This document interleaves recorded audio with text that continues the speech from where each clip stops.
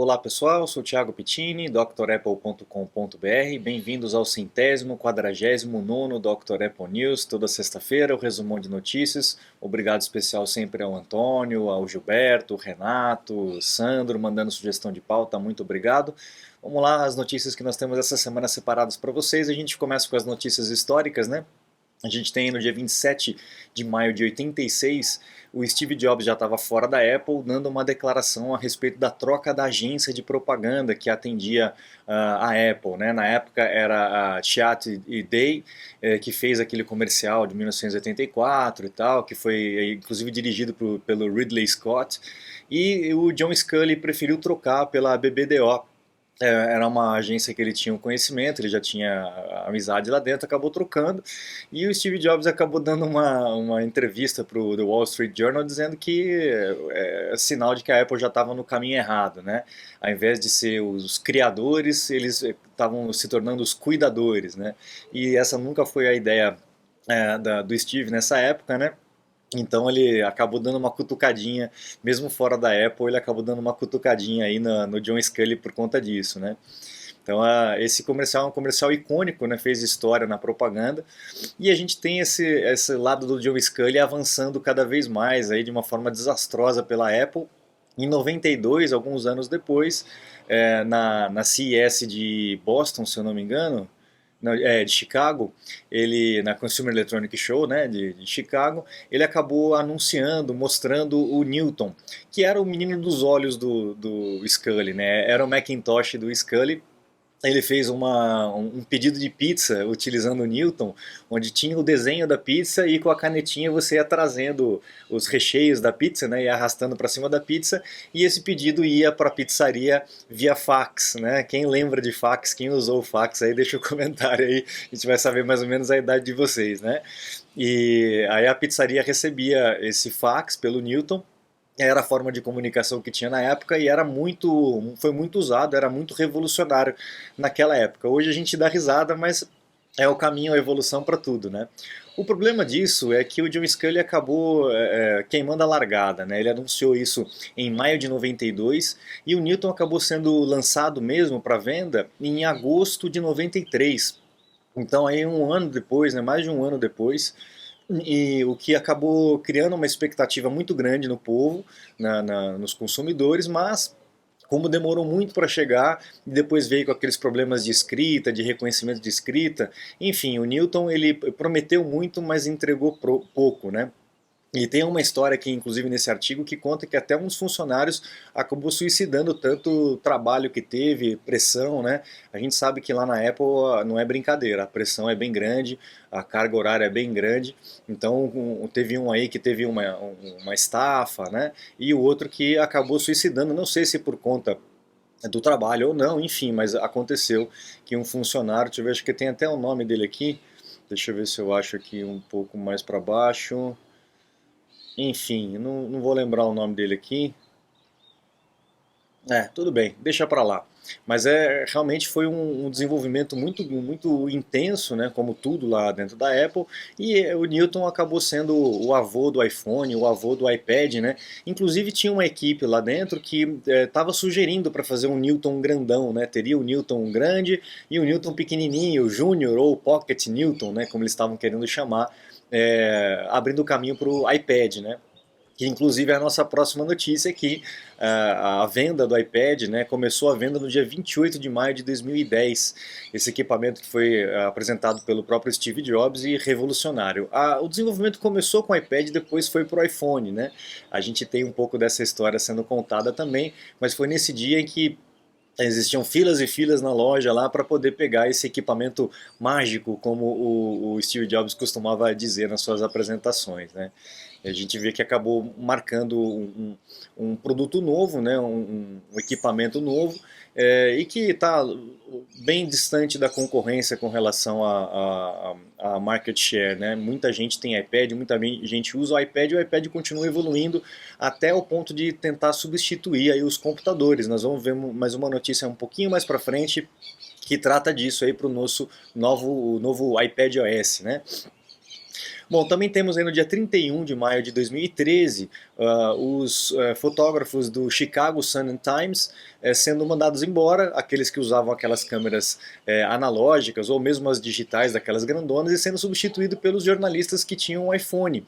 Então eles fizeram um curso aí de como fotografar com iPhone e o fotojornalismo acabou mudando aí de brinquedinho, mudando de máquina.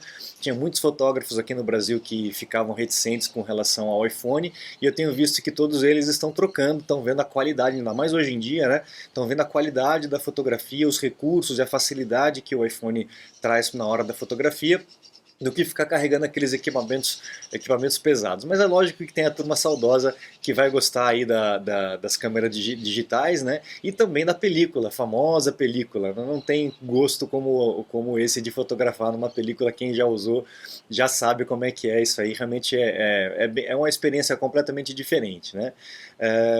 E a gente tem visto aí com o lançamento aí de smartphones e tal, que o fotojornalismo modificou completamente. Hoje todo mundo tem uma câmera na mão, então o iPhone acabou se tornando um equipamento que retrata aí os fatos, né?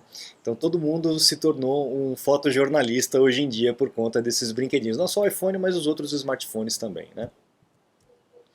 Bom, agora as notícias seculares, né? A gente tem aí o Safari, essa empresa chamada, cadê o nome da empresa aqui? Atlas VPN.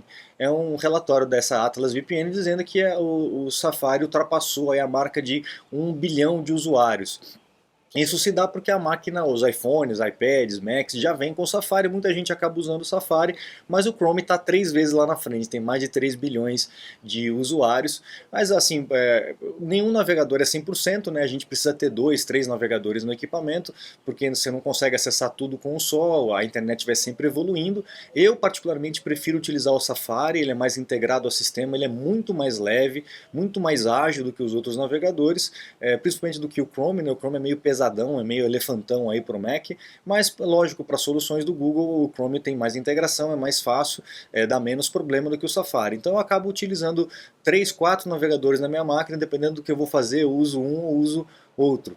Mas é uma marca interessante aí com o Safari, que está sempre em evolução, com novidades interessantes. E para o próximo sistema operacional nós teremos mais novidades para quem acompanha aí o preview do Technologic Preview aí do Safari, já sabe algumas novidades interessantes que vem para ele, né? Bom, a gente teve essa semana também a notícia de um Apple I sendo leiloado, e ele foi reformado, então ele não está exatamente original, mas ele está funcional e tem a assinatura do Wozniak, do Steve Wozniak. Eles estão calculando o valor aí de $500 mil, 485 mil dólares aí, né? Então vamos ver quem que vai ter o bolso para poder levar esse equipamento que marcou época, né, abriu a história para o mundo da informática, para nós seres humanos, né? Antigamente os computadores eram só para grandes empresas e etc. E o Apple I trouxe isso para os réis mortais, né?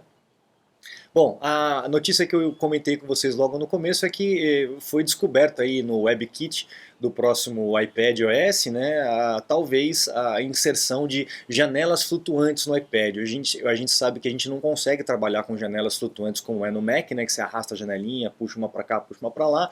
Você consegue trabalhar o slide over, consegue trabalhar o lado a lado no iPad, mas você ter múltiplas janelas e ficar alternando entre elas você não consegue. Você mexe com uma de cada vez, né, ocupando a tela toda ou parcialmente a tela. Então é mais um caminho aí que o iPadOS pretende trilhar para ficar cada vez mais integrado ao macOS e trazer uma experiência mais unificada aí, inclusive para os aplicativos. A gente já viu uma notícia anterior, né, que existe uma patente que na hora que você acopla o iPad num teclado, ele se transforma, né, no macOS, mais ou menos assim, né, ter essas duas versões de sistema operacional de acordo com o input. Se você vai mexer com o dedo é um, se você vai mexer com o mouse e com o teclado é outro.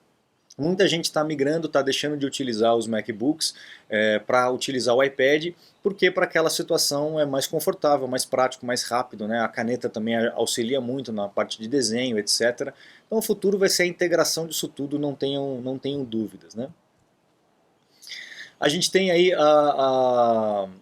essa notícia aqui interessante com relação à realidade aumentada, aquele óculos, né, que a Apple rumores, né, da Apple estão dizendo que ela está desenvolvendo, mas os rumores estão muito contraditórios, né? A gente tem o Ming Chi Kuo dizendo que está longe ainda um pouco da produção realmente do óculos, né? E a gente tem essa outra notícia que está dizendo que nessa WWDC teremos novidades, teremos aquele famoso One More Thing, né, que o Steve Jobs deixava para o finalzinho, a fazer a apresentação inteira, quando todo mundo achava que ia acabar, ele, opa, tem mais um detalhe, e aí mostrava um equipamento fantástico.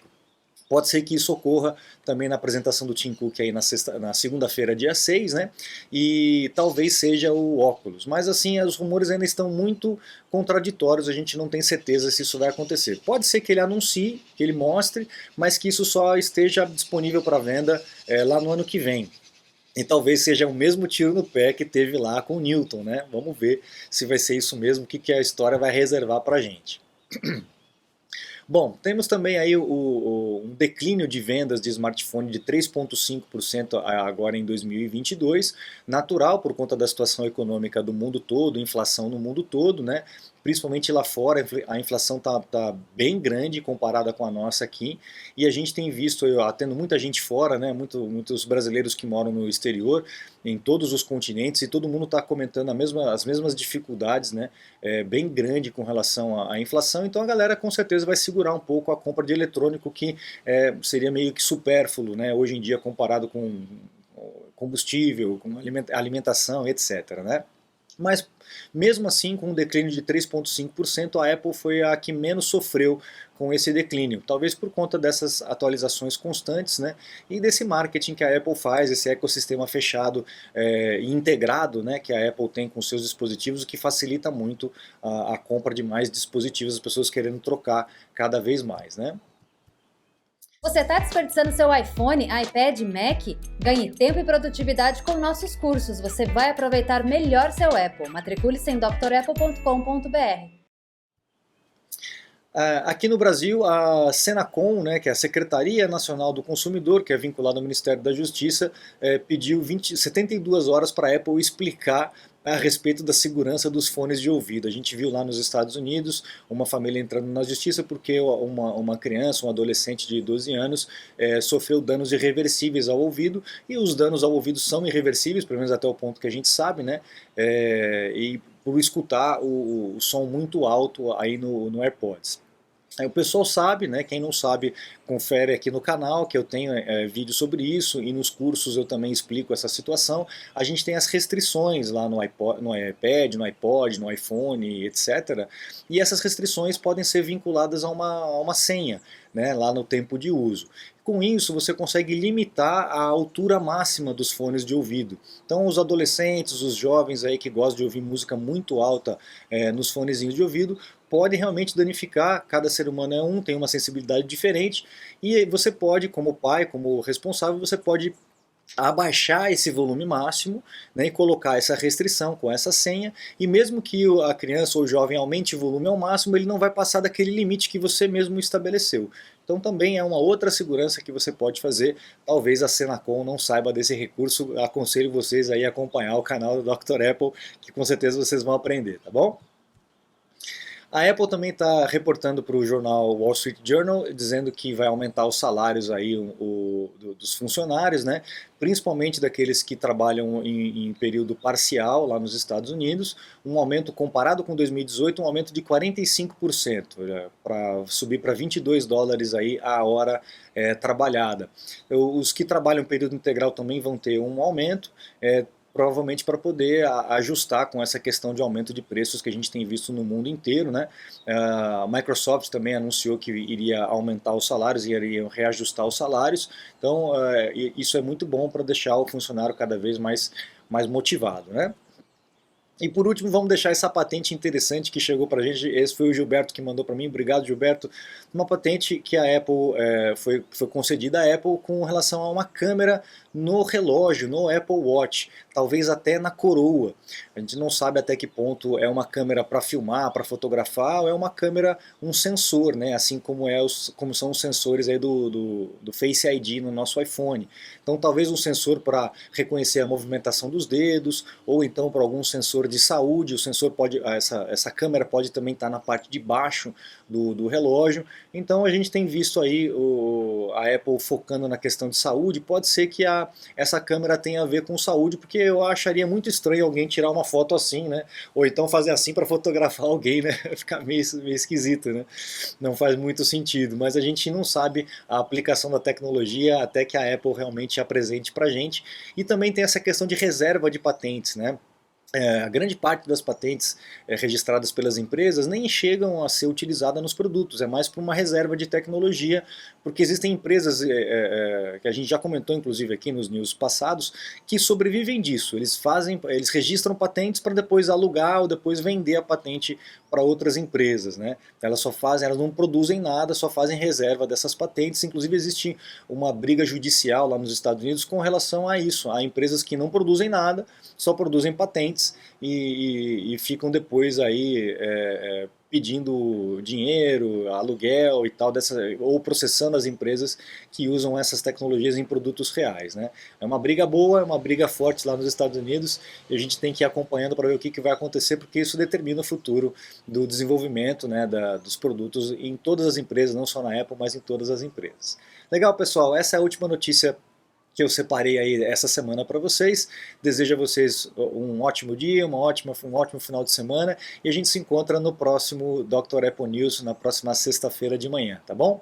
Eu sempre convido vocês a acessarem o site drapple.com.br, conhecer os cursos completos e os meus contatos.